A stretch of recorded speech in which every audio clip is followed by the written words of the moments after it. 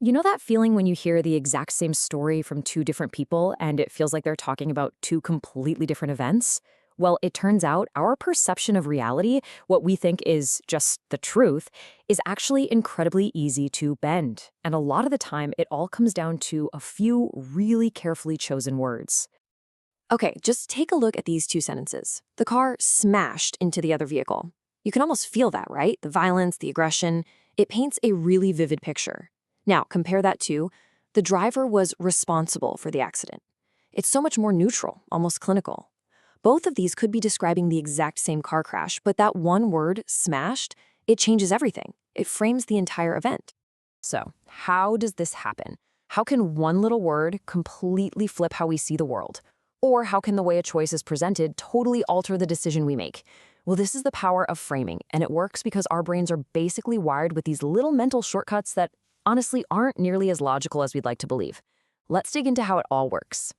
So, our first stop is a really cool psychological phenomenon called priming. Think of it like this invisible force that's constantly nudging our thoughts and our actions without us even having a clue that it's happening. It's all about how seeing one thing subtly sets you up for the next. To see just how weirdly powerful this is, let's look at this incredible experiment from behavioral economist Dan Ariely.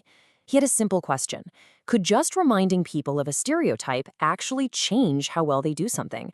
The setup was pretty straightforward, but the results, they were absolutely staggering. So here's part one. A group of Asian American women were brought in to take a math test, but right before they started, they had to answer some questions designed to subtly remind them of their gender. This unconsciously triggered that common and totally wrong stereotype that women aren't as good at math. And what happened? Their math scores actually went down. But then, and this is where it gets wild, this same group of women took another similar math test. This time, though, the questionnaire they filled out beforehand had questions that emphasized their Asian heritage, priming a totally different stereotype that Asian Americans are great at math. And guess what? Their score is shot way up. Nothing changed except for that one tiny, subtle cue.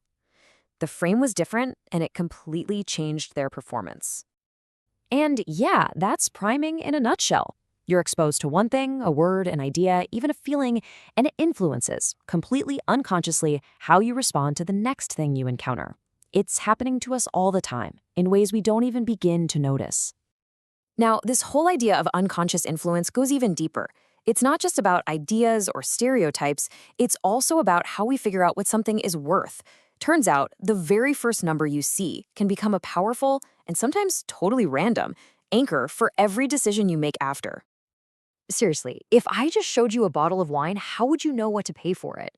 The truth is, most of us don't really have an internal price tag for things. We're always looking for clues, for some kind of context.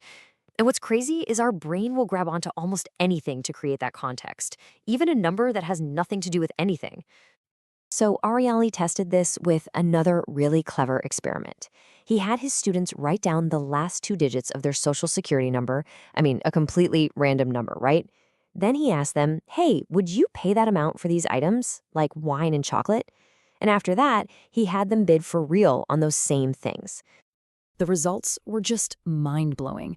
The students with high social security numbers, like in the 80s and 90s, they consistently bid way, way more. We're talking sometimes over 200% higher than the students with low numbers. That completely random number became a mental anchor, and it totally warped their sense of what the products were actually worth. This is a principle he calls arbitrary coherence. Once a price gets stuck in our head, it doesn't matter how random or arbitrary it is, it becomes the benchmark. It's the reason that manufacturers' suggested retail price is so powerful, or why a store puts a crazy high price on a tag, crosses it out, and puts a sale price next to it. That first number anchors you. All right, so we've seen how subtle cues can prime our behavior, and how random numbers can anchor our sense of value. So now, let's put it all together and look at the big one, framing. This is the idea that how a choice is presented to you can be way more important than what you're actually choosing. Okay, check this out. Super simple decision. In choice A, you can get a fancy Lindt truffle for 15 cents or a regular Hershey's Kiss for 1 cent. In the experiment, most people, about 73%, do the math and pick the truffle. It's a much better deal. But now look at choice B. All we did was lower both prices by just 1 penny. So now it's a 14-cent truffle versus a free Hershey's Kiss. I mean, the price difference is still 14 cents. Logically, the truffle is still the better bargain. But look what happens. The preferences completely flip. Now, a whopping 69% of people grab the Hershey's Kiss. All logic just gets thrown right out the window. And that's the whole point right there. The word free isn't just a price of zero. It's this massive emotional trigger. The second we see it, our brain just stops doing math. It stops calculating value and starts reacting to this amazing feeling of getting something with absolutely no downside.